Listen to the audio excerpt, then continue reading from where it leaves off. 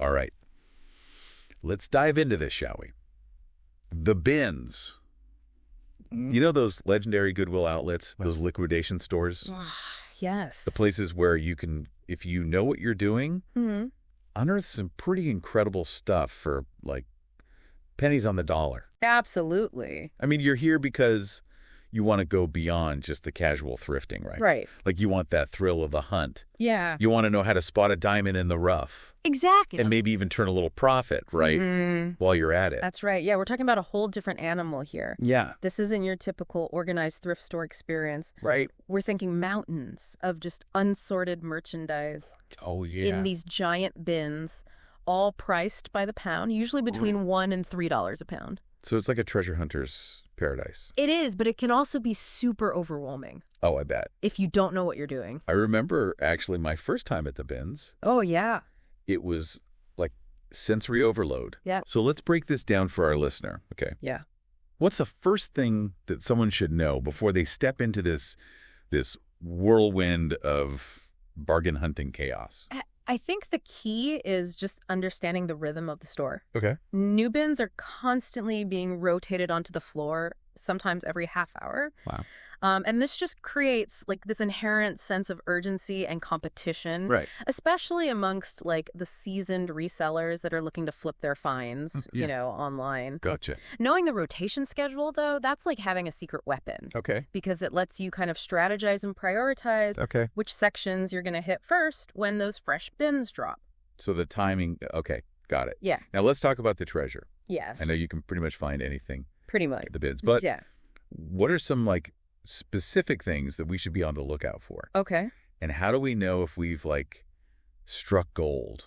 Let's start with clothing, I think, the most common find. Your focus should really be on recognizable brands with strong resale value. Okay. So think high-end designers like Gucci, Prada. It's rare, but it happens. Yeah. And then there's that popular mid-range stuff like, Lululemon for your athletic wear, Patagonia for the outdoor gear, Levi's for those classic denim pieces. Yeah, makes sense. Vintage brands are really hot right now. Yeah. Especially things like Harley-Davidson tees or anything with that like cool retro vibe. Oh, I love that. But, a brand name alone isn't enough. Right. You have to look at the condition. Yes, I have definitely fallen into that trap before. Yeah. Like getting excited about a brand and then realizing it's stained or ripped. Yeah. Condition is everything. Condition is everything. So a good rule of thumb is to quickly assess an item using what I call the NWT standard. What's that? New tags. Okay. That is like the holy grail of the bins. Because you can usually resell these items at like a significant markup. Wow. Even without tags, though, an item in excellent condition can still be a great find. Right. Learn to inspect quickly, though, so check for stains, tears, missing buttons, and always look at the materials, too. The materials, okay. Natural fibers like cotton, wool, silk. Okay. Those tend to be more durable and desirable. Gotcha, okay. So. Yeah, for our vintage enthusiasts out there. Oh, yeah. What are some tips? Yeah. For, like, really spotting those hidden gems? Vintage, it's all about the little details. Okay. You have to pay attention to, like the tags, the construction, any unique markings. For example, like a union-made label can often indicate an older, well-made garment that vintage collectors like really love. Interesting, okay. And remember, eBay is your best friend for research. Okay. Check sold listings to see what similar vintage pieces have actually sold for. Smart. That's a much better indicator of value than current asking prices. Oh, very good tip. Okay. Yeah.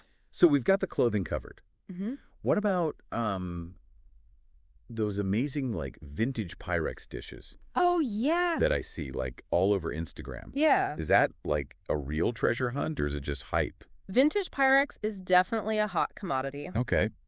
And the bins can be a gold mine if you know what to look for. Really? Yeah, certain patterns like the gooseberry or the butter print are highly sought after by collectors and can fetch a pretty penny online. Wow. Okay. Corningware is another one to watch for. Corningware. Okay. Especially those blue and white casserole dishes. Okay, cool. Yeah, and I'm guessing cast iron cookware is probably up there too. I mean, yeah, my grandma swears by her old cast iron skillet. Yeah, you're absolutely right. Cast iron's having like a major resurgence right now. Yeah. And those vintage pieces from brands like Lodge, Okay. Wagner, Griswold Oh, yeah? are known for their durability and even cooking quality. Wow. So you might even stumble upon some vintage kitchen appliances in there, but Ooh. Interesting. always proceed with caution, especially with those. With those, right? Yeah. Well, speaking of caution, Yes. let's talk about electronics. Okay. This feels like a riskier category, right? Yeah. I mean, who wants to buy a busted boombox? Right. You're right to be cautious. Yeah. It's just crucial to test anything electronic before you buy it. Okay. A lot of these stores will have dedicated testing areas, Oh, that's good. and some even allow returns if the item doesn't work. Okay, so it's not a total gamble? No, not at all. If it works, Yeah. what kind of, like, electronic treasures might we find? Oh, man. You could find anything from vintage audio equipment like turntables, speakers, Wow. to old gaming consoles. Very cool. Maybe even some retro kitchen appliances like stand mixers. Awesome. Just, again, stick to those reputable brands. Okay. Make sure you check for all the cords and accessories and Yeah. make sure that it actually powers on Right. and functions. Before you commit. Yeah, before you commit. Okay, cool. Now, this is kind of giving me flashbacks to Oh, my yeah. college days, scouring Yeah. used bookstores for textbooks. Uh-huh. Can you find those gems in the bins, too? You bet. And this is where knowing your market is really key. Okay. Current edition textbooks, especially for, like, popular courses, Okay. can be incredibly valuable to students looking for a bargain. That makes sense. Specialty books on niche topics can also have a dedicated audience online. Oh, right. Yeah. And don't forget about the resurgence of vinyl. Oh, yeah, the vinyl. Okay. Yeah. Condition is everything there. Condition is everything, absolutely. Scratched records, No-go. yeah, are a no-go. Look for records with minimal scratches. Oh. And always check that the album cover is in good shape, Yeah, that makes sense. because that can really impact the value, too. Okay, cool. What about toys and games? Oh, yeah. Like, I'm picturing these bins, like, overflowing with forgotten childhood treasures. Ooh, this is where your inner child can run wild. Yeah. Vintage toys, Mhm. especially popular brands in their original packaging, Oh, wow. are a collector's dream. Think like Barbie, Yeah. Lego, Yeah. action figures from popular franchises. Mm-hmm. The more complete and well-preserved they are, Mm-hmm. the better. Right. Makes sense. And for board games, Okay. make sure all the pieces are there before you buy. Oh, yeah. Good point. Because a missing Monopoly piece can be a deal breaker. Right. Okay. So Yeah. we've got, like, a mental shopping list now Mhm. of potential treasures. Yeah. But, finding those gems in the chaos of the bins Mm-hmm. requires more than just luck, right? Oh, We absolutely. need a strategy. Got it. It's Maybe- not just about, like, wandering aimlessly through the aisles. Right. You need to have a plan of attack. Okay. First, get comfortable with the layout of the store. Okay. Each one is a little bit unique. Okay. And then prioritize the sections that you're most interested in. And just develop, like, a quick visual scanning technique. Mhm. Remember? You're essentially speed dating. Oh, that's a good analogy. Yeah, with potential treasures. Yeah. So you need to be able to assess Okay. an item's value and Yeah. condition in a matter of seconds. So it's like a treasure hunt meets like a timed obstacle course. Exactly. Right. And, you're competing with other savvy shoppers. Right. And those new bins get picked over so fast. Yeah. But don't let the pressure get to you. Hey. Stay focused, utilize your knowledge, Right. and remember, it's all about having fun. Yeah. Even if you don't, score that vintage Chanel bag, Yeah. the thrill of the hunt, Right. and that potential for those, unexpected finds Yeah. is what makes the bins so addictive. Okay. Yeah. I'm already feeling the adrenaline rush. Oh, good. But before we send our listener off Yeah. into the wild world of the bins, Mm-hmm. we need to equip them with some Yeah. essential survival skills, right? Absolutely. We've got a whole arsenal of tips and tricks to share, Ooh. from mastering the art of efficient digging Okay. to navigating the social dynamics of the bins. So stay tuned, because in part 2 of our deep dive, Yeah. we're going to reveal those insider strategies Yes, we are. that can really tune you from a casual bin diver into a true treasure hunting pro. That's right. So stick around. Welcome back to our deep dive into the bins. Oh, yeah, part 2. All right. So in part 1, we covered the the environment, the types of treasures that you might find, Yeah. how to like quickly assess an item's potential. Right. Right. Now it's time to really like level up our game Okay. and dive into some insider strategies I love that. that can really, really make a difference in your bin diving success. I'm ready. Lay it on me. Okay, are you ready for this? I'm ready. Okay, let's get tactical. Okay. I like it. All right, so we talked about the importance of, knowing that new bin rotation schedule. Right. But wouldn't it be even better to have a little like insider information? Oh, absolutely. So is it possible to build relationships with employees Okay. without being, Right. that annoying customer? Okay. It's a delicate balance for sure. Yeah. You don't want to be a nuisance, Right. but, a little friendliness and respect can go a long way. Right. Think of it like being a regular at your like local coffee shop, You chat with the barista, you maybe learn about some new drinks or specials. Right. You're not asking for favors, but you're just building that connection. Right. Yeah. Okay, so like a casual conversation about, that crazy vintage Pyrex Yeah. you found last week might lead to, a little heads up about Yeah. an incoming shipment Maybe. in kitchenware. You're not asking directly, Right. but you're just planting a seed. I like it. And remember, Yeah. always be a model customer. Right. Polite, respectful, follow those store rules. You want to be someone that they want to help. Yeah, makes sense. Okay. Yeah. So relationships, we've got that. Mm-hmm. But let's talk about like the moment those new bins arrive and it's like that full-on Yeah. treasure hunting frenzy. Yes. How do we stay focused? Okay. How do we like avoid getting Yeah. swept up in the chaos? First, just remember those priorities that we discussed. Okay. Don't get distracted by the shiny objects. Head straight for your Right. specialty sections, whether that's clothing, housewares, Mm-hmm. or that like elusive vintage toy aisle. Right. And don't be afraid to dig.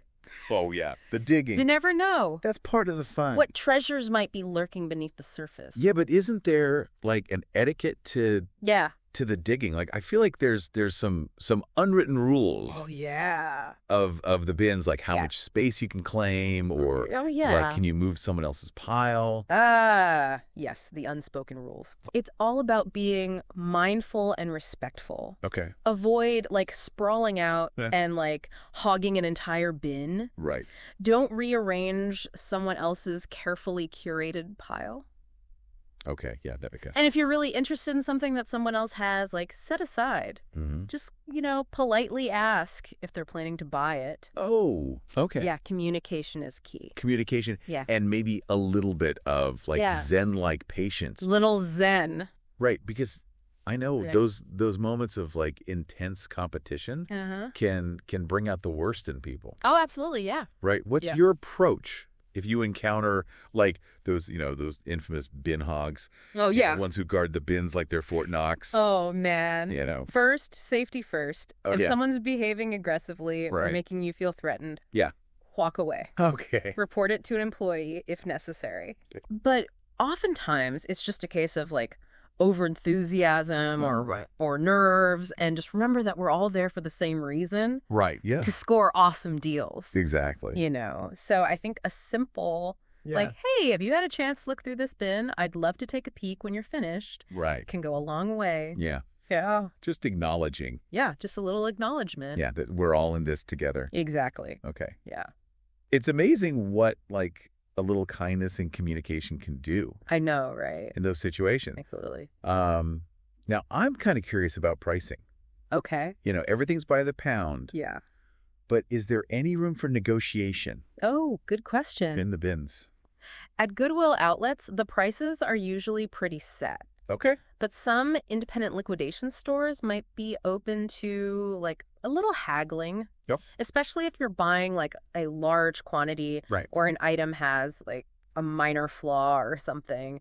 So it never hurts to ask. Doesn't hurt to politely inquire. Yeah. Yeah. I love Yeah. the idea of an even better deal. Absolutely. But let's say we've filled our carts. Okay. We're feeling that thrill of the hunt, Yeah. and we're ready to Mm-hmm. cash in Yeah. on our treasure. Mm-hmm.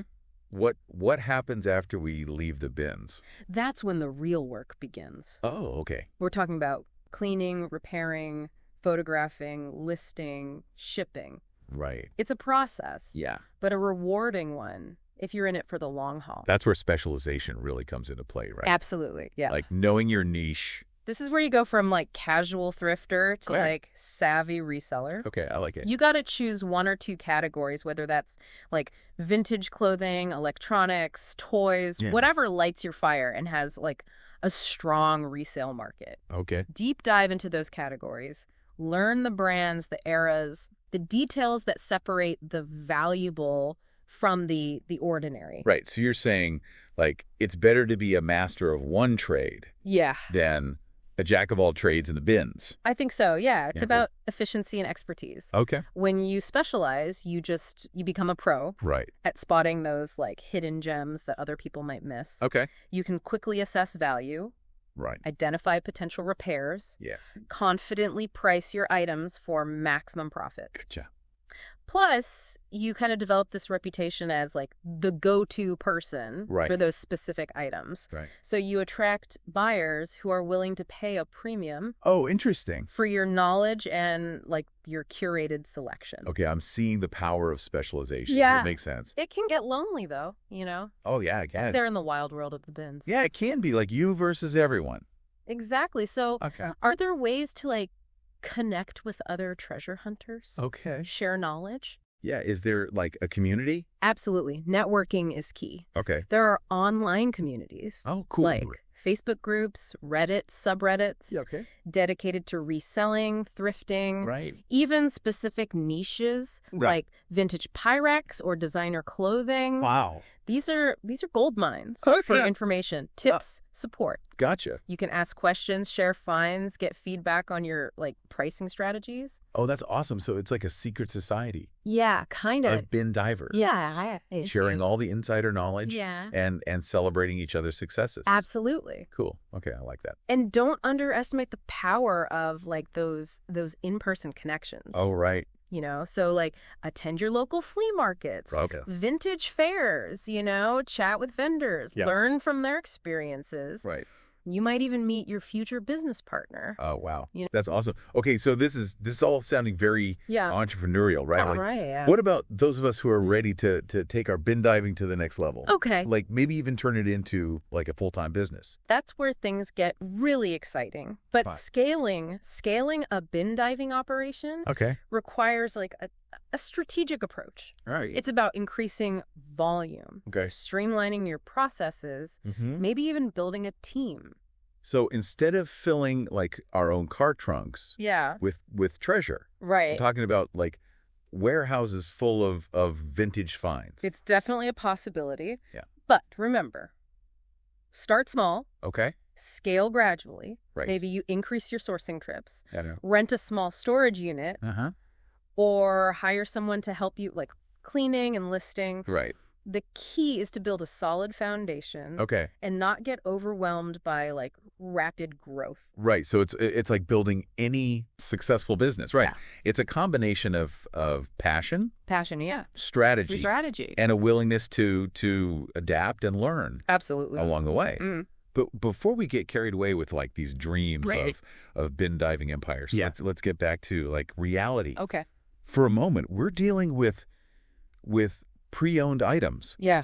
Which means there's always a risk of encountering counterfeits. That's an excellent point. Right. How do we protect ourselves and our buyers? That's where your specialization becomes even more valuable. The more you know about your chosen categories, the better equipped you'll be to spot those fakes. All right. So what should we be looking for? Pay attention to the details, the stitching, the logos, the materials, the tags, and don't be afraid to utilize those online resources. Right. There are websites and YouTube channels. Wow. Dedicated to authenticating specific brands. Okay, so it's like a little bit of a detective game. Yes. Exactly. Right, looking for those telltale signs, like the real deal from the clever copycats. Precisely. It's too good to be true. Yeah. It probably is.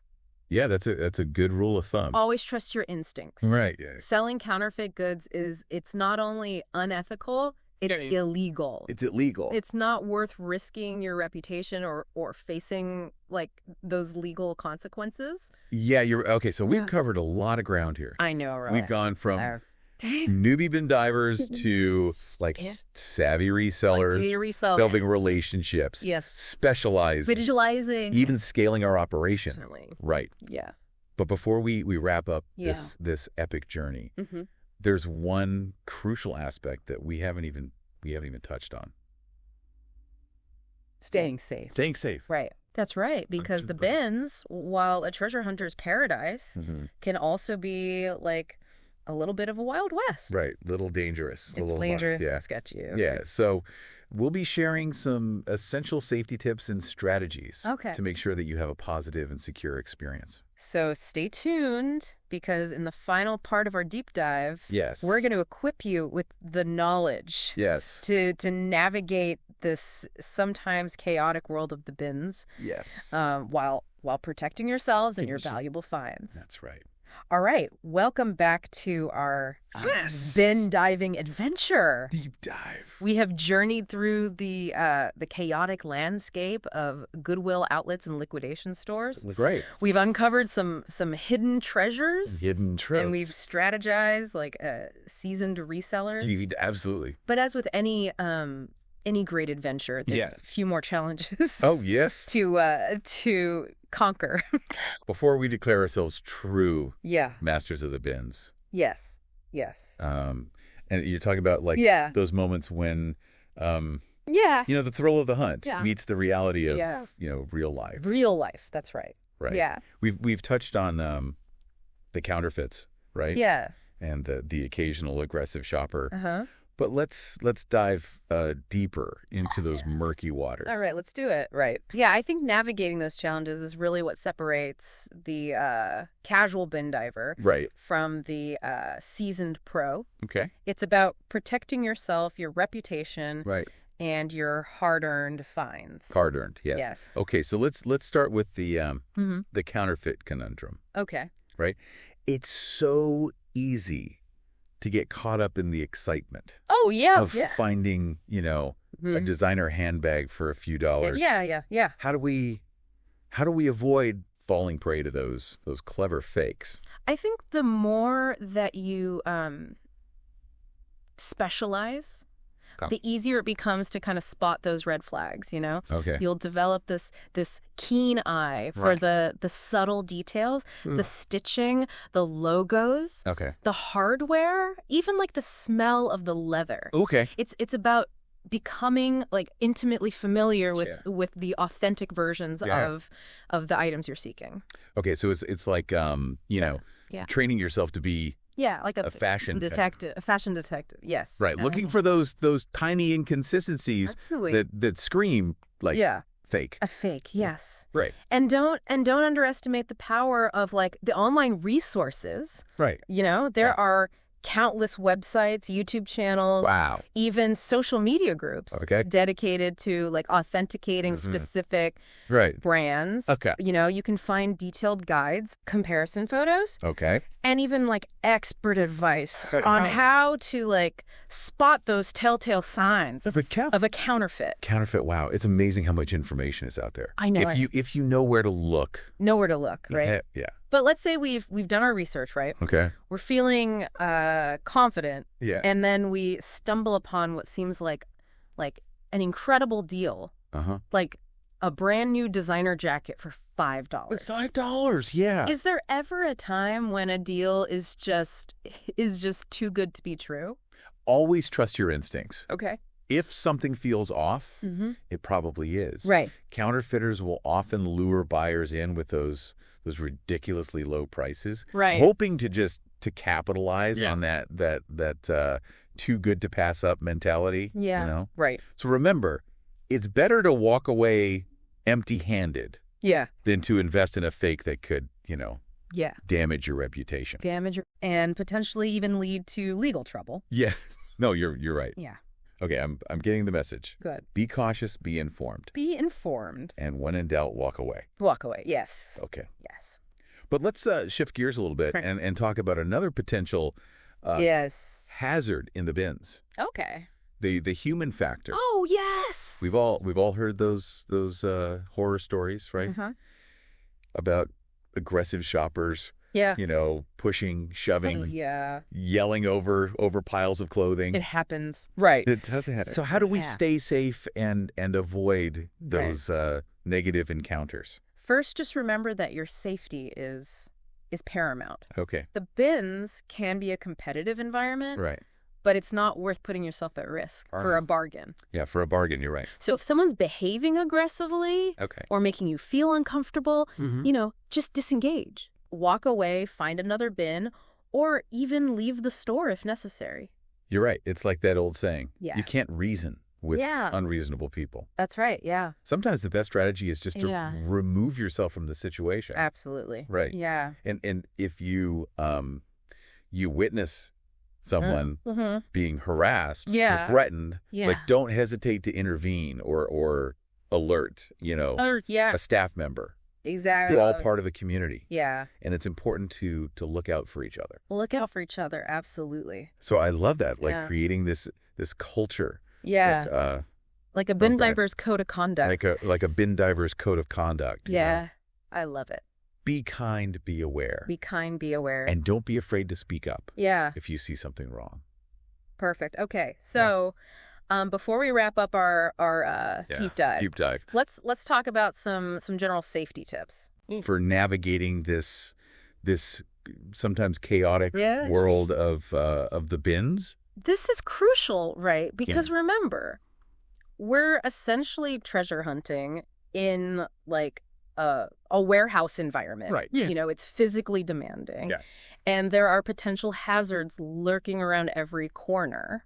Okay, so give us the rundown. Okay. What do we need to know to stay safe and injury-free? First, dress for success. Okay. By success, I mean comfort and safety. Comfort and safety. You wear sturdy closed-toe shoes because those bins are full of hidden surprises. Right. You don't want to end up with a cut foot. Yeah, that's a good point. Or a twisted ankle. Yeah, I can't imagine digging through those bins in flip-flops or something. No, not a good look. Not a good look. Okay. No, comfort is key. Okay. You'll be bending, lifting, moving around a lot, so wear clothes that allow you to move freely. And don't forget about protecting those hands. Oh, the hands. Okay. Gloves are a must. Okay. Not only for hygiene, right, but also to prevent cuts or splinters. Oh yeah, good point. From those unexpected treasures. You know what? I once found this beautiful vintage mirror in the bins, but the frame was covered in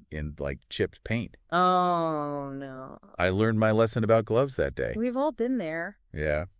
And remember, those bins can get dusty too. Oh yeah, that's a good point. So if you have allergies or sensitivities, consider wearing a mask just to protect yourself. It's like those treasure hunters on TV that wear the hazmat suits. Full hazmat suits, right? No.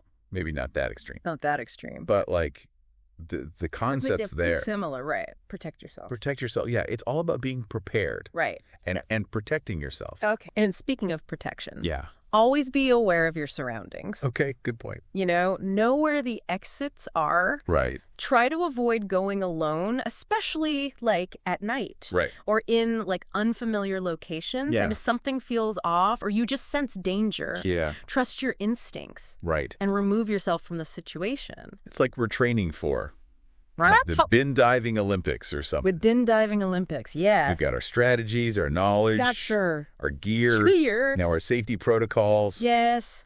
I think we're ready. We're ready to take on the world. To take on the world. Or at least the nearest Goodwill outlet. Goodwill outlet, right. Yeah. That's the spirit. Remember, bin diving is more than just a shopping trip. Yep. It's a challenge. It's an adventure. Right. It's a constant opportunity for learning and growth. Yeah. So embrace the chaos. Embrace the chaos. Those unexpected finds. Yeah. The thrill of the unknown. The thrill of the unknown. Yeah. And most importantly, have fun. Have fun, because when you're having fun, even the most challenging aspects of bin diving just become part of the adventure. They do. Yes. Okay, well, on that note, go forth, intrepid. Go forth. Treasure hunters. Yes. And may your bins be overflowing. With amazing finds. Yes. And that's a wrap on our deep dive. Into the world of the bins. We hope you've enjoyed this journey with us. Absolutely. And that you're feeling empowered to embark on your own treasure hunting adventures. Yes, your own treasure hunts. Remember, the best way to learn is by doing. That's right. So get out there. Yeah. Explore your local Goodwill outlets and liquidation stores. Yes. And see what you can find. What hidden gems you can unearth. And don't forget to share your finds with us. Oh, yeah. We'd love to hear. We'd love to hear all about it. Yeah. Your bin diving successes. Yes, the successes. Or epic fails. The fails. Any tips and tricks? Tips and tricks. You've discovered along the way? Absolutely. So happy hunting, everyone. Happy hunting.